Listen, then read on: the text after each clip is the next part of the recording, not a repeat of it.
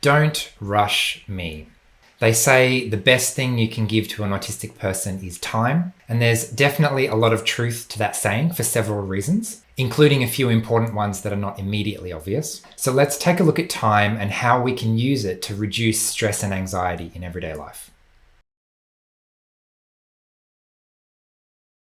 Hi everyone, Paul Micallef here from Autism from the Inside. I make weekly videos sharing the human side of autism, so make sure you hit subscribe to get the latest content. So I don't know about you, but for me, time pressure is one of the biggest sources of unnecessary stress in my life. If I'm going to feel good, if I'm going to be productive, if I'm going to actually get stuff done, it's really important that I find some kind of flow, some kind of momentum that helps me keep going. And if that flow and momentum is interrupted, then it can be incredibly difficult to get going again. And one of the main consequences of this is a little bit like when you're asking a computer to give you an answer. Let's say your web browser is being really slow and you've asked it a question and you're like, oh, I didn't get an answer. Let's ask again. Oh, I still didn't get an answer. Let's ask again. So when someone asks me a question and I don't give them an answer immediately, I'm still processing the question and I'm about to respond. And so when you ask another question, it's just more information that I have to process, which means my response is going to be even slower.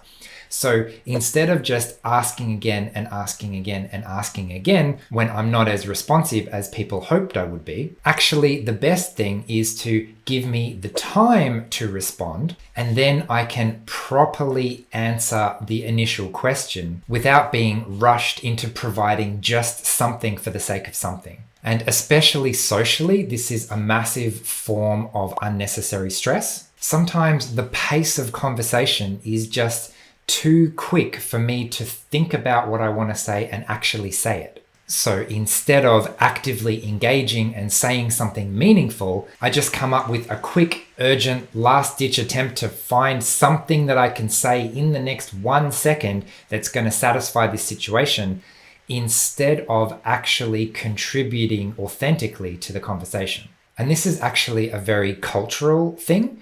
I remember I was doing some work in a remote Aboriginal community up in Northern Australia. And the culture in that community was that it's just really common to wait 30 seconds before answering a question. Hey, what are you up to today? Literally a 30-second pause. It was a massive culture shock to get used to the fact that people actually think about what they're going to say before actually responding to you. Like, what am I doing today? How do I feel in the moment? What do I want to share with this person right now? What's a meaningful answer that I can really connect with the person in front of me? So when there is enough time to do that, the quality of, I know my response at least, is much, much higher, and it's a lot easier to connect.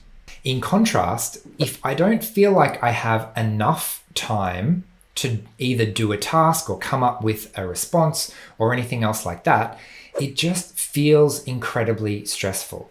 Not giving people enough time is actually a torture strategy. They used to deliberately do this in concentration camps. Never enough time to get dressed, never enough time to have breakfast, never enough time, never enough time, never enough time. So your body is constantly stressed, constantly trying to rush, and that is insanely stressful. So the opposite of that is having plenty of time. I'm rich in time. I don't need to stress. I don't need to rush. I can actually allocate an appropriate amount of resources to the task that I'm trying to do at the moment. And for me, this psychological element of feeling like I've got enough time, it doesn't need to be a huge amount of time. It just needs to be enough to allow me to do it properly. And for me, this is the key. There is an appropriate speed for me. There is an appropriate speed for any task that I'm doing. Trying to do it too slowly just costs extra effort and energy, and trying to do it too quickly is very stressful. I was actually privileged enough to interview one of the Aboriginal leaders of this community, Miriam Rose Ungan Bauman, And she had a fantastic metaphor for this. She said, you can't hurry the river. Like a river is flowing, it has its own speed. It's very difficult to speed it up or slow it down. It has a kind of natural tempo to it. And when we work with that natural tempo, everything is easy. And when we try and go against it, suddenly we're spending a lot of energy to either speed up or slow down. And for me, this is basically true in every aspect of life. I sometimes feel like my brain is this super high performance race car, fantastic for going like 200 miles an hour down the highway, but not so good at coming to an almost complete stop to go over a speed bump. So part of having enough time is having the freedom and ability to follow my own process, which means weirdly, when I have plenty of time, I can actually go faster in that time and get stuff done in a more efficient fashion because I'm not constantly stressed. Now, for me, that looks like focusing and building up momentum. And then once I really get going, it's a little bit hard to change course, which means I need a long enough runway that I have the time to build up that momentum and really get some stuff done and then slowly wind down so that I can do something else later. Some others can change direction much more quickly. And instead, for them, the freedom is to be able to do half a dozen different side quests as their way of building momentum to do the actual thing that I know I need to do. And for some, having an immovable deadline actually provides a lot of motivation for that. But what we have to realize is that those side quests, the preparation before doing the actual thing, is actually all part of the process.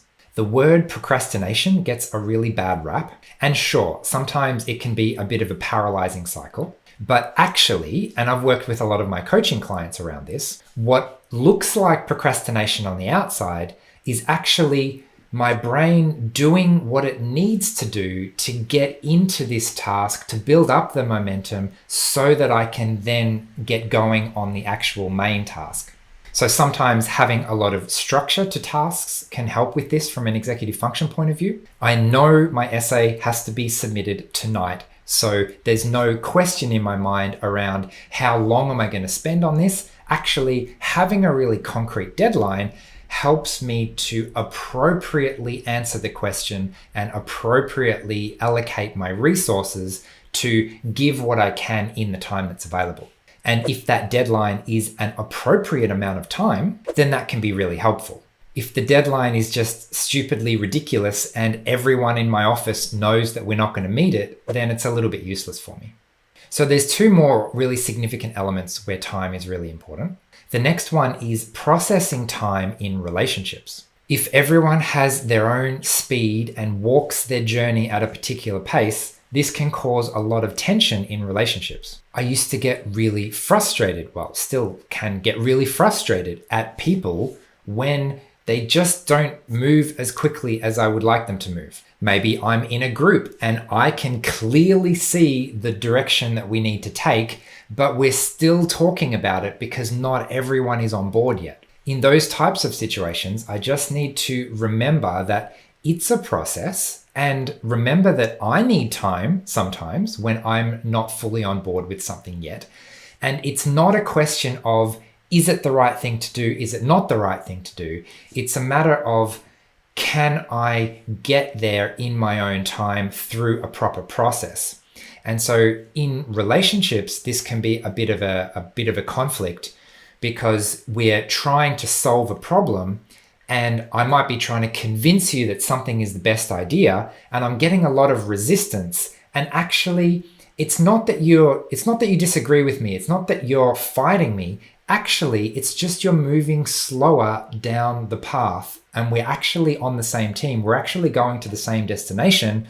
It's just I'm getting a million questions from you because that is something that you need as part of the process.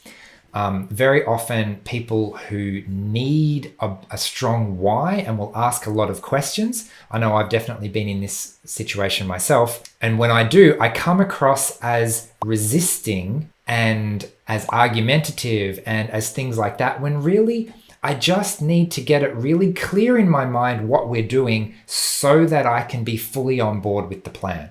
And this shows up in an advocacy perspective as well.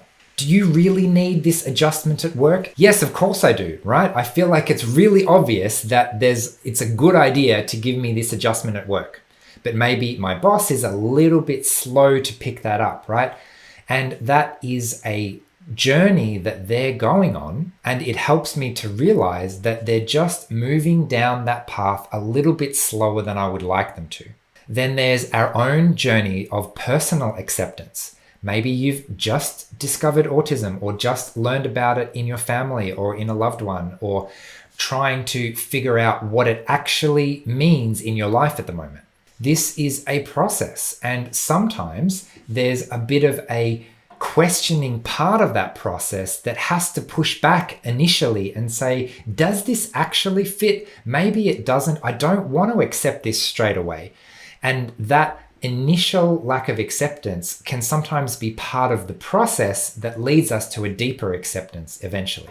In my relationship coaching, where there's an autistic person with a non-autistic partner, sometimes their relative acceptance journeys can happen at quite different speeds. And it's not always obvious the direction of where that mismatch is going to go. Sometimes the autistic person has a light bulb moment. Yes, of course I'm autistic, but my partner is sort of pushing back on that. And sometimes it's the neurotypical partner going, my partner is clearly autistic. This explains everything, except the person themselves is a bit reluctant to engage with that label.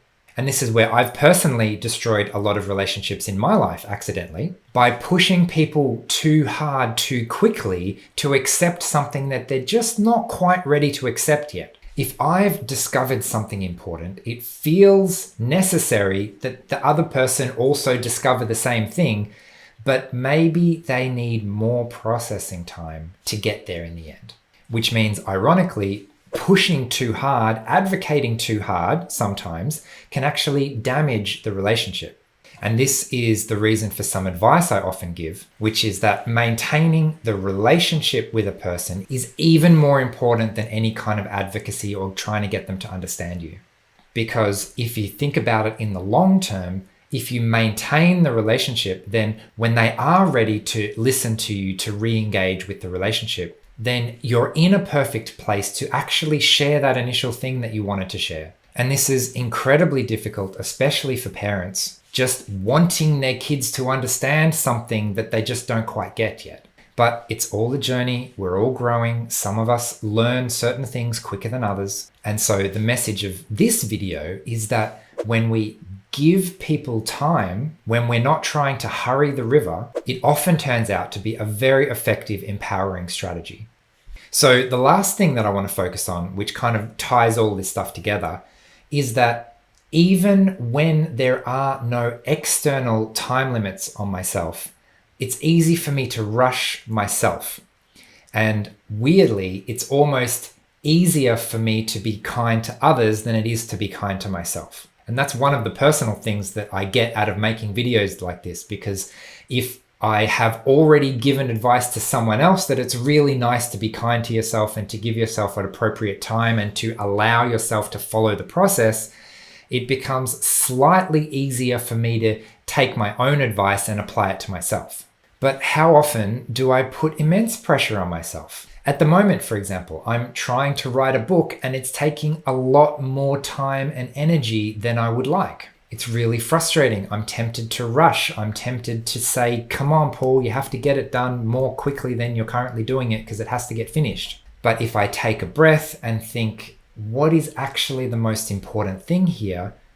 The most important thing is that I develop a process that works well for me. I need to find my own pace and then work with that pace, work around that pace, set up my processes to make the task easier for myself instead of just beating myself up that I'm not achieving the things I'd like to achieve.